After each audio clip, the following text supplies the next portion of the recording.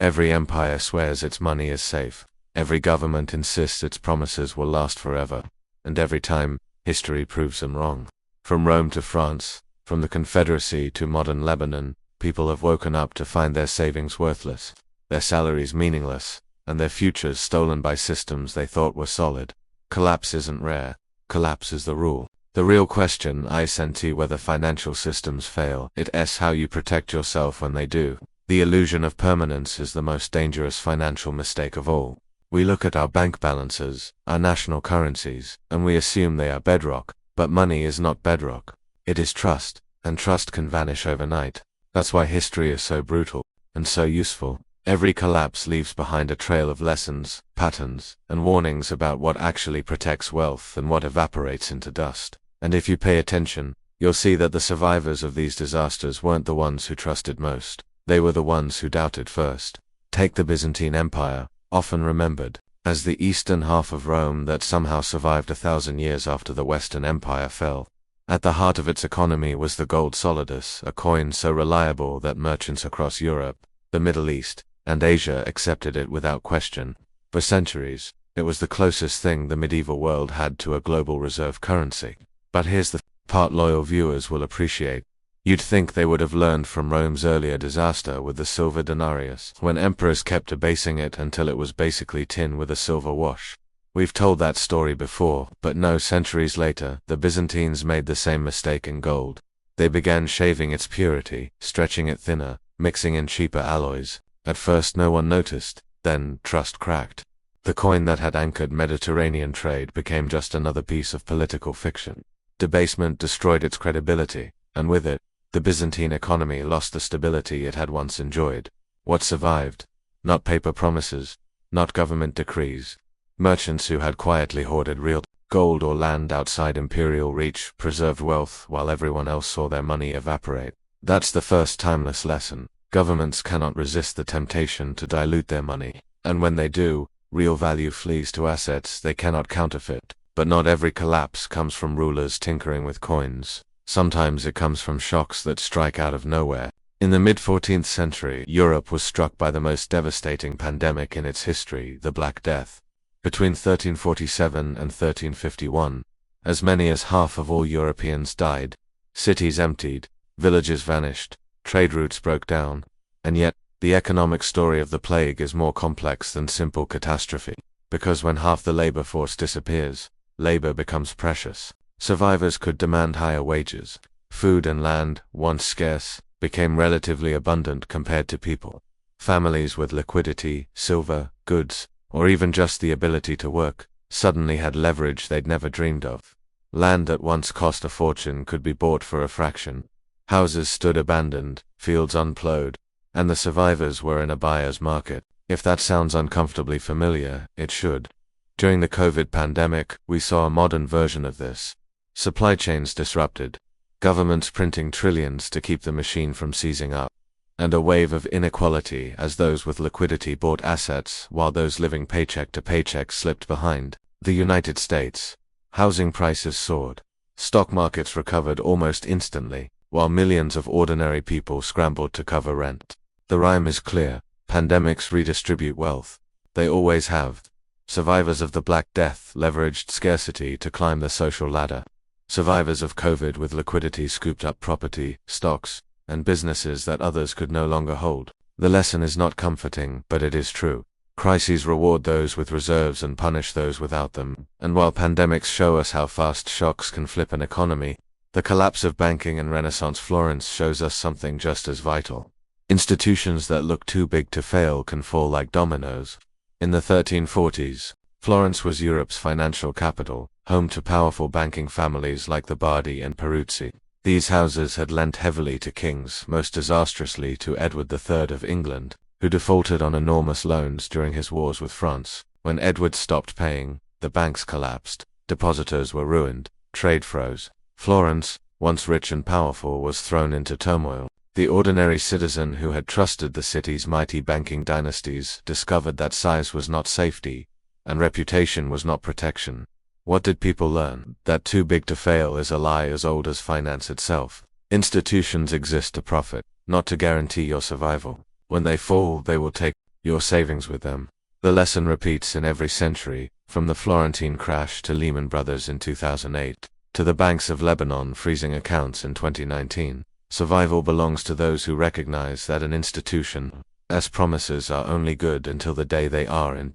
The American Civil War is remembered for its battles, its politics, and the abolition of slavery. But behind the gunpowder and speeches was a brutal financial war that most Americans today barely understand.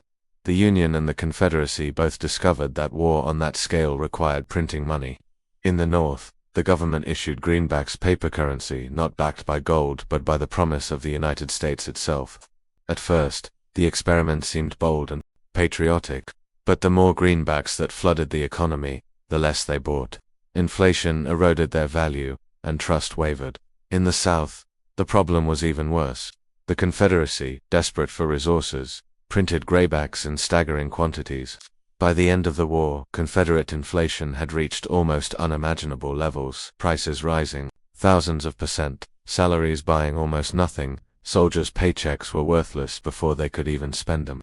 Families carried bags of bills that could barely buy a loaf of bread. By 1865, Confederate currency was not just weak, it was dead. What mattered in that collapse was not paper promises, but hard assets. Land, food, gold, anything real held value while money became a cruel joke. For ordinary Southerners this was devastating. Lifelong savings vanished into dust. For opportunists with access to tangible goods, the war was a chance to seize property and wealth at fire sale prices. It is a lesson Americans rarely hear but should never forget. Your own country has already lived through a currency collapse. And when it happened, protection came not from trusting the paper in your wallet, but from holding value the system could not inflate away. France, too, offers a brutal case study in how revolutions can destroy money faster than any war. In the 1790s, as revolutionaries toppled the monarchy and seized church lands, they issued a new paper currency, the as, backed, in theory, by the value of confiscated property. These notes were supposed to stabilize the economy. Instead, the government printed them with abandon. Each new issue diluted the last. Prices spiraled upward, wages failed to keep pace, and soon the assignat became worthless. Farmers refused to sell food for paper, demanding goods, or silver instead. In Paris, the bread riots returned, and the revolution devoured itself. The winners in this collapse weren't the ones holding patriotic paper. They were the ones who held food, gold or property, things the government couldn't print. For the ordinary Parisian, the lesson came too late. Promises, no matter how noble, are only worth what others will accept. When the trust breaks, your savings don't just shrink, they vanish. Fast forward to centuries, and the lesson reappears in Asia. In 1997, what began as a speculative attack on the Thai baht spiraled into a regional crisis. Thailand had borrowed heavily in dollars, confident that its currency peg would hold. But when it collapsed, debts in foreign currency became unpayable overnight. Investors fled. Currencies across Southeast Asia, Indonesia, Malaysia, South Korea collapsed in a chain reaction. Economies shrank. Unemployment soared. Governments begged the International Monetary Fund for rescue. The people who suffered most were not the global hedge funds who sparked the panic. It was ordinary citizens, whose savings lost value, whose mortgages doubled in cost, whose jobs evaporated. And yet, the pattern was painfully familiar. Those who held dollars or assets abroad survived better than those who trusted local currency. Nations dependent on foreign debt were forced into austerity, while Wall Street institutions walked away with fire sale deals. On Asian assets, what looked like a local collapse was, in truth, a global transfer of wealth. The lesson echoes every collapse from Byzantium to Argentina. Debt in someone else's money is a death trap. When the storm hits, it isn't the creditor who drowns, it's the debtor. By now, the picture should be clear. Whether it is revolutionary France, Civil War America, or modern Asia, the same themes repeat. Paper money collapses, debt chains nations and families, and those who survive are never the ones who trust most in the system, but the ones who recognize its fragility before it cracks. The most chilling part of history is that collapse isn't just ancient or distant. It's happening now. In Lebanon between 2019 and 2021, the banks did something that still feels unthinkable to most people in the developed world. They locked the doors. Citizens woke up to find their deposits frozen, withdrawals limited, and their currency collapsing. The Lebanese pound lost over 90% of its value. A lifetime of savings became pocket change. People lined up outside banks, begging for access to their own money, only to be told it was gone. And it wasn't just small savers, middle-class families, retirees, doctors, and engineers. Anyone who had trusted the system were wiped out. The lesson was brutal and clear. Your money in the bank is not a treasure chest. It is a loan you've made to an institution that can decide, in a crisis, not to pay you back. The people who survived best were those who had either diversified abroad, held real assets like gold or property, or kept cash outside the banking system. Everyone else was trapped. If this sounds far away, it shouldn't. In 2008, Americans watched their homes repossessed and their pensions decimated while banks that caused the crisis were bailed out. In 2020, during the pandemic, trillions were printed to keep the machine alive, a lifeline that inflated asset prices for the wealthy while leaving ordinary wages stagnant. In 2023, regional banks in the United States collapsed almost overnight when depositors lost confidence, reminding everyone that the safety of too big to fail is a fairy tale we like to tell ourselves until the day the door slams shut. So how do you protect yourself when everything falls apart? History shows there is no single answer. In Byzantium, it was gold. After the Black Death, it was liquidity to buy abandoned land. In Florence, it was not trusting too big to fail bankers. In the Confederacy, it was hard goods. In France, it was food and property. In Asia, it was avoiding debt in someone else's currency. In Lebanon, it was getting out of the banks before they closed their doors. The patterns change, but the theme is constant. Survival comes not from blind trust in paper or institutions, but from recognizing what holds real value when illusions collapse. And here is the paradox that should wake you up. Collapse is both a tragedy and an opportunity. For the unprepared, it is ruin. But for those with resilience, liquidity, or assets that cannot be printed away, it is the moment to acquire wealth at a fraction of its former cost. After the Black Death, peasants became landowners because there was too much land and not enough people to farm it. After 2008, those with cash bought homes while millions were foreclosed. History shows us that protection is not just about defense, it is also about positioning yourself to seize what others, under pressure, are forced to give up. But wealth isn't only about what you own, it is also about what you can do. The survivors of history weren't just those who had gold or property, they were those who could create value when others could not.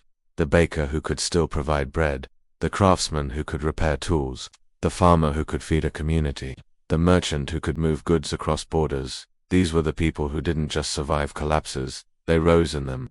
In every crisis, money loses meaning, but production never does. People still need to eat, to build, to trade, to live, and those who can meet those needs are never poor for long. That's the deeper protection, not blind faith in institutions, not the hope that governments or banks will save you, but the combination of real assets, real skills, and the awareness that illusions always collapse. Every crisis is a transfer from the many who trusted to the few who prepared, from paper promises to tangible value, from passive savers to active builders. History has shown this pattern again and again. So the question is not whether everything falls apart. It always does. The question is whether you will be one of the many left holding promises or one of the few holding something real. History doesn't repeat, but if you ignore it, it will crush you all the same. If this gave you a new perspective, hit subscribe. History has the answers, I'll show you where to look.